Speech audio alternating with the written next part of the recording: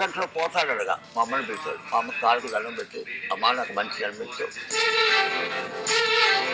ఒక సాధారణ మధ్యతరగతి కుటుంబంలో పుట్టి పెరిగి తెలుగు వెండితెరపై మొగటం లేని హాస్యనటి చక్రవర్తిగా పేరు తెచ్చుకుని కోట్ల ఆస్తిని ఆర్జించిన అపర కుబేరుడిగా మారి ఆపై అంతా ఒక కలగా ఎక్కడ మొదలు పెట్టాడో అక్కడికే చేరి అత్యంత హృదయ విషాదమయంగా తిరిగిరాని లోకాలకు వెళ్లిపోయిన ది గ్రేట్ రాజబాబు గారి జీవితాన్ని ఒక్కసారి మనం తెలుసుకుందాం. రాజమండ్రిలోని కోరుకొండలో 1937 అక్టోబర్ 20న ఉమామహేశ్వరరావు రమణమ్మ దంపతులకు కలిగిన తొలి సంతానమే అప్పలరాజు. ఇప్పుడు మనం చెప్పుకునే రాజబాబు వీరి ఇంటి పేరు పుణ్యమూర్తుల. ఈ ఇంటి పేరునే తన పేరుగా మార్చుకుని కడవరకు దానితోనే కాలం గడిపిన అపర దానశీరుడిగా పేరుగాంచిన రాజబాబుకి 2 తమ్ముళ్ళు, 5 చెల్లెళ్ళు. అలా ఇంట్లో తనే పెద్దవాడైనా బాధ్యతల్లో మాత్రం ఆఖరివాడిలా ఉండేవాడు. ఏమాత్రం తండ్రి మాట లెక్క చేసేవాడు కాదు. తండ్రి మాట వంట పట్టించుకుని బుద్ధిగా బడికిపోయే చదువుకోక తనకు నచ్చిన పనే చేసుకోవాలని ఆకతాయి మన రాజుబాబు. ఆ ఆకతాయితనంతోనే నాటకాల్లోనికి దిగాడు. తండ్రి ససేమిరా అంటున్న అర్ధరాత్రులు ఇంట్లో మసకా కొట్టి వీధుల్లో నాటకాలు వేసి మరునాడు ఆ తండ్రి చేతిలో దెబ్బలు తినేవాడు. ఆ దెబ్బలు మానేలోపే మరో నాటకం, ఇలా దినమొక నాటకం అన్నట్లుగా సాగింది అతని బాల్యం. అలా తండ్రి భయంతో ఇంటర్మీడియట్ నుండి టీచర్ కోర్స్ చేయడం జరిగింది. ఆపై బ్రతుకు జీవుడా అంటూ ఉద్యోగాల పేరిట ఇంటి నుండి బయటపడడంతో రోజు నాటకాలు వేస్తూ మరొక పక్క టీచర్గా జీవితాన్ని ముందుకు సాగిస్తున్న దశలో సినిమాల్లోనికి వెళ్లాలన్న తన కోరికకు గరికపాటి రాజారావు, డైరెక్టర్ అడ్డాల నారాయణరావుల సపోర్టు లభించింది. వాటిపై మెల్లగా ఈయన సినిమాల్లో అడుగుపెట్టి ఒకదాని తర్వాత ఒకటికి మించిన మరొకటి అనేలా సినిమాల మీద సినిమాల అవకాశాలు దక్కించుకుంటూ సాగాడు. ఇతని యాక్టింగ్ స్కిల్స్ ఎలా ఉండేవి అంటే ఎవరో వెనక నుండి తన్నినట్లు, పక్క నుండి గిల్లినట్లు, తలపై మొట్టికాయలు వేసినట్లు, నడుస్తుంటే కాళ్ళు అడ్డుపెట్టినట్లు, నిలకడలేని బాడీ లాంగ్వేజ్తో ప్రేక్షకుల్ని అంతకు మించి అన్నట్లుగా నవ్విస్తూ ఉండేవాడు. అందుకే 20 ఏళ్లలోనే 600 సినిమాల్లో నటించాడు ద గ్రేట్ రాజబాబు. ఈయన తన సహనటులు, సీనియర్లకు ఇచ్చే గౌరవం వెలకట్టలేనిది. ముఖ్యంగా ఆయనకు మహానటి సావిత్రి గారు అంటే ఎంతో అభిమానం. ఆమె పీక్ టైంలో ఉన్నప్పుడు ఎలా అక్క అంటూ అభిమానించాడు, కెరియర్ డౌన్లో ఉన్నప్పుడు కూడా అలాగే ఆప్యాయతను చూపించాడు. మరి అలాంటి సావిత్రి గారి కోసం ఇతడు ఏం చేశాడు అనేది మరో 2 నిమిషాల తర్వాత మనం తెలుసుకుందాం. ఇలా సినిమాల్లోనికి వచ్చి ఒక్కొక్క మెట్టు పైకెక్కుతున్న రాజబాబు ఓ టైంలో ఎన్టీఆర్ తో సమానంగా పారితోసుకుని తీసుకునే రేంజ్ కి వెళ్ళాడు. ఇతడే షూటింగ్ కి వెళ్ళడం కాక తను ఉన్న చోటుకి షూటింగ్ వచ్చేటట్లు చేసుకున్నాడు. అంటే ఇతని టైంకి దర్శక నిర్మాతలు ఎంత వాల్యూ ఇచ్చేవారనేది అర్థం చేసుకోండి. స్టూడియోలో 5 ఫ్లోర్లు ఉంటే ఒక్కో ఫ్లోర్లో ఒక్క హీరో సినిమా షూటింగ్ పెట్టుకునేవారు. వారందరికీ కామన్ గా రాజబాబు అందులో ఉంటారని, అలా ఈయన సినిమాల్ని, షూటింగ్లని డిజైన్ చేసేంత స్థాయికి చేరుకున్నాడు. ఇతని టాలెంట్ కి నిదర్శనమే అనేక నంది అవార్డులు. ఇప్పటి వరకు ఏ నటుడికి రాని 14 ఫిలింఫేర్ అవార్డులు ఇతని సొంతం. ఒక రాజబాబు కాల్ షీట్ లేనిదే సినిమా మొదలు పెట్టవద్దని స్వయంగా శోభన్ బాబే తన దర్శకులకు ఓ టైంలో చెప్పేవారు. శోభన్ బాబు, రాజబాబులు ఒకే వయసు వాళ్ళు కావడం, ఇద్దరు ఒకే సంవత్సరంలో జన్మించడంతో వీరి మధ్య స్నేహం అమితంగా ఉండేది. హీరోగా శోభన్ బాబు స్టార్ అయితే కమెడియన్ గా రాజబాబు అంతే స్టార్. దీంతో ఇద్దరు ఒకరినొకరు ఒరే అనుకునేంత సాన్నిహిత్యం పెరిగింది. అలా కృష్ణ, ఏఎన్ఆర్లతోనూ రాజబాబు సినిమాల్లో అనేకం. రాజబాబు కామెడీని కేవలం సినిమాల వరకే కాకుండా సెట్లో కూడా ఎంజాయ్ చేసేవారు. ఇక రాజబాబు హీరోగా కూడా కొన్ని సినిమాల్లో నటించారు. ముఖ్యంగా తాత మనవడిలో కుటుంబ బాంధవ్యాల మధ్య తన తాతకు తోడుగా ఉంటూ తండ్రి కళ్ళు తెరపించుకునేలా నటించిన తీరు అమోఘం. ఎన్వీఆర్ గాని ఈయన పక్కన ఉంటే సింహం చిట్టెలుకలా మాదిరిగా ఇద్దరు కనిపిస్తారు.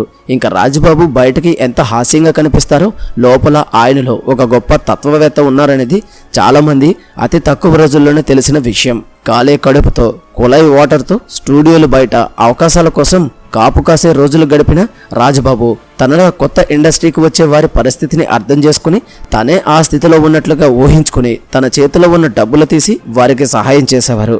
జూనియర్ ఆర్టిస్టులను పిలిచి పలకరించి వారి బస గురించి చర్చించి పాండీ బజార్లో తన పేరిట రూమ్లు బుక్ చేసి అందులో వారిని ఉంచమని చెప్పి ఆ హోటల్ వారికి తన డబ్బుతో నెల అద్దె చెల్లించేవాడు.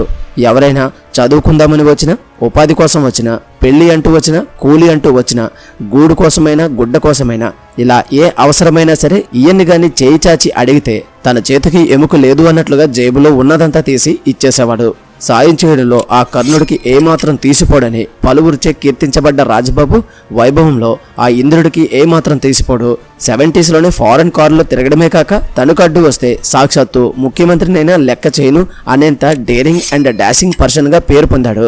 ఆంధ్ర నుండి అభిమానులు బస్సులో ఎన్టీఆర్ ను చూడడానికి ఎలా వచ్చేవారో వారంతా రాజబాబును చూసుకొని తిరిగి వెళ్లేవారు కాదు. ప్రతిరోజు మార్నింగ్ రాజబాబు తనను చూడడానికి వచ్చిన వారందరికీ అభివాదం చేసి భోజనాలు పెట్టి పంపించేవారు. ఒకరోజు షూటింగ్ ముగించుకొని సాయంత్రం ఇంటికి వెళ్తున్న సమయంలో పోలీసులు అడ్డగించి ఇతను మద్యం తాగాడా లేదా అని టెస్టులు చేయగా అప్పటికే తాగి ఉన్న రాజబాబు పోలీస్ చేతిలో కాస్త అవమానానికి గురవ్వడంతో నేరుగా అప్పటి తమిళనాడు ముఖ్యమంత్రి ఎంజీఆర్ వద్దకే వెళ్లి ఆ పోలీసుల్నే తన సెక్యూరిటీగా పెట్టించుకునే స్థితికి తీసుకువచ్చారు. కళాకారులన్నాక వ్యసనాలు కామన్. అలాంటి వాటిని చిన్నగా చూడాలి తప్పించి వాటిని భూతద్దంలో చూసి వారిని అవహేళన చేయకూడదు అనేది రాజబాబు సిద్ధాంతం. సాధారణంగా రాజబాబు దేనికి పంతం పట్టడు. ఒక్కసారి పట్టాడా అది తలలో జేజమ్మైనా సరే దిగి రావాల్సిందే. అందుకు నిదర్శనంగా మరొక ఉదాహరణ చూస్తే 4 ఏళ్ల తన బాబుకి ఒకరోజు ఇంటి ముందు వెళుతున్న రెడ్ కలర్ కార్ నచ్చడంతో నాన్న అది కావాలని మారం చేయడంతో వెంటనే ఆ కార్ని కొనిచ్చి పడేశాడు. కారు ఓనర్ అయిన శివాజీ గణేశన్తో మాట్లాడి దాని విలువ ₹1,00,000 ఏమాత్రం ఆలోచించకుండా తీసి అతని చేతుల్లో పెట్టి ఆ కార్ని తన కారుగా తీసుకుని తన బాబుని అందులో షికార్లు కొట్టించి షెడ్లో తీసుకొచ్చి పడేశాడు. ఇతనికి డబ్బు ప్రధానం కాదు, ఆ డబ్బు ఆడించే విన్యాసాలు ప్రధానం. ఆ విన్యాసాలపై పగ తీర్చుకోవడం ఇతనికి ఇష్టం. ఎవరు ఏది కావాలన్నా వారి అవసరం తీరితే వారు సంతోషిస్తారని ఆలోచించేవాడే కానీ దానికి తన వద్ద ఉన్న డబ్బు అనవసరంగా పోతుందని ఏమాత్రం ఆలోచించడు. అలా తన 2 పిల్లలతో భార్యతో హ్యాపీగా జీవితం సాగిస్తుండేవాడు రాజబాబు. ఆయన వివాహం 1965లో జరిగింది. ఈయన భార్య స్వయాన మన మహాకవి శ్రీశ్రీ గారి భార్య చెల్లెలు. ఇక రాజబాబు చిత్ర నిర్మాణంలోకి దిగి పరాభవాన్ని చూశాడు. అలా డబ్బును పోగొట్టుకున్నాడు. అందులో ఒకటి మనిషి రోడ్డును పడ్డాడు అనే మూవీ అయితే ఇతను నిజంగా రోడ్డును పడేసింది. ఇంకొక పక్క ముందు వెనుక చూడని దానాలు, ఇలా వీటితోనే వేగలేకపోతుంటే ఇంకొక పక్క ముందు వెనుక చూడని దానాలు, ఇలా వీటితోనే వేగలేకపోతూ ఉంటే ఇంకొక పక్క విపరీతమైన మద్యం తాగుడు. మద్యం అనేది ఒక హాబీగా ఉండాలే తప్ప దాన్ని ఒక వ్యసనంగా చేసుకుని దానికే బానిస అయిపోయే స్థితికి వస్తే తనతో ఉండేవారికి చాలా కష్టం కదా.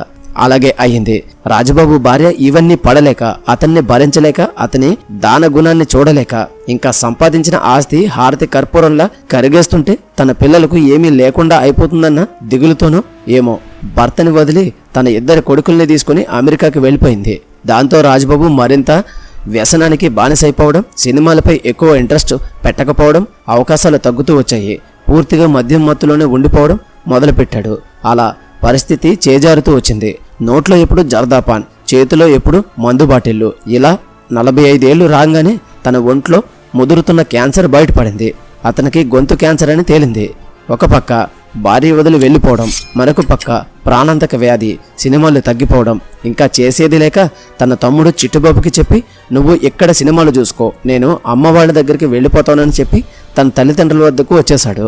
ఆపై రోగం ముదరడంతో హైదరాబాద్ ఎర్రగడ్డలోని ఎస్టీ తెరేసా హాస్పిటల్లో చికిత్స నిమిత్తం జాయిన్ అయ్యాడు. ఆ చివరి రోజుల్లో రాజబాబు వద్ద అతని తల్లిదండ్రులే ఉన్నారు. పుట్టినప్పుడు ఎలా తల్లి పరిచర్యల్లో పెరిగాడో ఇప్పుడు వెళ్ళిపోయేటప్పుడు ఆ తల్లి పరిచర్యల్లోనే వెళ్ళిపోయాడు. ఇంకా వారం రోజులు మాత్రమే బ్రతుకుతాడు అంటూ డాక్టర్లు చెప్పడంతో చిన్నప్పుడు తప్పు చేస్తే దండించిన ఆ తండ్రి ఇప్పుడు కొడుకు కోసం అదే తప్పుని తీసుకుని వచ్చాడు. ఆఖరి రోజుల్లో తనకి మందు తాగాలని ఉంది నాన్న అని రాజబాబు కోరడంతో కన్న తండ్రి గుండెల్లో దుఃఖాన్ని అదిమి పెట్టుకుని మందు బాటల్ని చేతిలో పట్టుకుని కొడుక్కి అందించాడు. నిజంగా అతని జీవితం చూస్తే మనిషి జీవిత చక్రం కూడా గుండ్రంగా ఉంటుందేమో అనిపిస్తుంది. ఎక్కడి నుండి మొదలైందో అక్కడితోనే ఇతని జీవితం ఆగిపోయింది.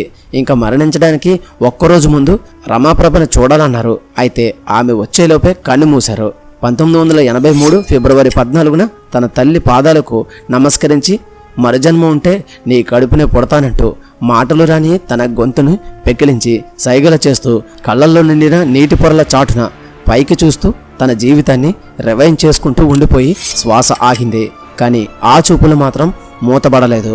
బహుశా ఆ చూపుల్లో తన బాల్యం, నాటకాలు, సినీ ప్రవేశం, బిజీ జీవితం, డబ్బు కట్టలు, విలాసాలు, విరివిగా చేసిన సేవా కార్యక్రమాలు, భార్య పిల్లలు, బంధాలు, సహనటులతో నవ్వులు ఇవన్నీ పొగలుగా కదలాడుతూ ఉన్నాయేమో. ఏంటో మహామహుల జీవితాలు చివరికి ఎందుకు ఇంత విషాదకరంగా ముగుస్తాయో. అలాగే తాగుడనేది ఒక పెద్ద వ్యసనం. దీనికి అలవాటు పడితే జీవితం ఇలాగే తయారవుతుంది. అలాగే డబ్బు ఉంది అని విర్రవీగడం మూర్ఖత్వం.